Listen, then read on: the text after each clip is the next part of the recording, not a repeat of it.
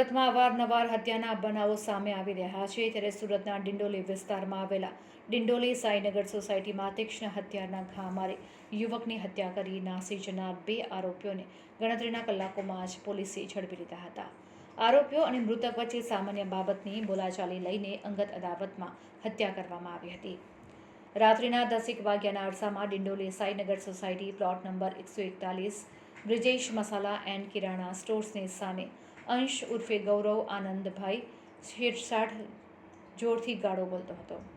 ત્યાંથી પસાર થતા બે ઇસમો પૈકી એક ઇસમ ફોન ઉપર વાત કરતો હોય ગાળો બોલવાની ના પાડી હતી, જેથી ગાળો બોલનાર તથા ત્યાંથી પસાર થતા બંને ઇસમો વચ્ચે બોલાચાલી બાદ ઝઘડો થયો હતો. બંને ઇસમોએ સાથે મળીને અંશને છાતીના ભાગે તીક્ષ્ણ હથિયારના ઘા મારી હત્યા કરીને નાસી છૂટ્યા હતા.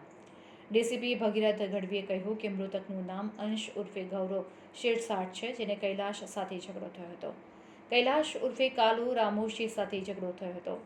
કૈલાશ મોબાઈલ ઉપર વાત કરી રહ્યો હતો ત્યારે અંશ અપશબ્દો બોલતા બોલતા પસાર થઈ રહ્યો હતો, જેથી બંને વચ્ચે બોલાચાલી અને ઝપાઝપી થઈ હતી. ત્યારબાદ તેઓ છૂટા પડી ગયા હતા. આ દરમિયાન ભોગ બનનાર ગૌરવ ઉર્ફે અંશ સોસાયટીમાં આવી રહ્યા હતા અને આ તરફથી કાલુ પણ પોતાના મિત્ર રાકેશ સાલ્વે સાથે બાઇક ઉપર જઈ રહ્યો હતો. ત્યારે ફરી આ બંને આ ઝઘડાને યાદ કરીને ઝઘડો કરી રહ્યા હતા. આ દરમિયાન કાલુએ ગૌરવ ઉર્ફે અંશને હથિયારના ઘા મારી દીધા હતા. છાતીમાં ચપ્પુના ઘા ઊંડા મારતા જ તેનું મોત થયું હતું. ત્યારબાદ બંને આરોપીઓને પોલીસે તાત્કાલિક ઝડપી લઈને કાર્યવાહી હાથ ધરી છે. સુરતથી reporter Sunil Ganjawala. Dindoli police station વિસ્તારમાં ગઈકાલે એક મર્ડરનો બનાવ બન્યો હતો. આ ઘટનામાં જે ભોગ બનનાર છે એ અંશ નામનો એક વ્યક્તિ છે કે જે 20 થી 22 વર્ષની એની ઉંમર છે. એ પોતાની સોસાયટી મહાદેવનગર 2 એ સોસાયટીમાં પોતાના એના એક નજીકના જે એક વ્યક્તિ હતા આસપાસ રહેતા એના સાથે એનો ઝઘડો થયો હતો. એ કાલુ ઉર્ફે કૈલાશ ઉર્ફે કાલુ રામોસે એની સાથે એનો ઝઘડો થયો હતો. કૈલાશ ઉર્ફે કાલુ પોતાના મોબાઈલ ઉપર વાત કરી રહ્યો હતો ત્યારે આ ભાઈ ત્યાંથી જતો હતો અને એણે ત્યાં અપશબ્દો બોલીને પસાર થઈ રહ્યો હતો, જેથી આ બંને વચ્ચે બોલાચાલી થઈ હતી અને ત્યાં થોડી ઝપાઝપી થઈ હતી.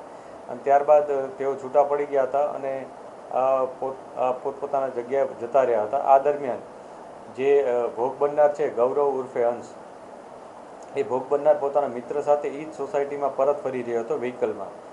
ત્યારે કાલુ અને એનો મિત્ર રાકેશ ઉર્ફે રાખુ એ બંને પોતાના વ્હીકલમાં સામેથી આવી રહ્યા હતા. જ્યારે એકબીજાને સામે જોવે છે એટલે ફરીથી એ ઝઘડા યાદ કરી અને બંને ફરીથી ઝઘડે છે. અને આ દરમિયાન જે આરોપી છે કૈલાશ ઉર્ફે કાલુ, એણે જે ભોગ બનનાર ગૌરવ ઉર્ફે અંશને ચાકુ મારી દે છે અને આ ચપ્પુનો એક ઘાવ ખૂબ જ ઊંડો હોવાથી જે ભોગ બનનાર છે એનું મૃત્યુ થાય છે.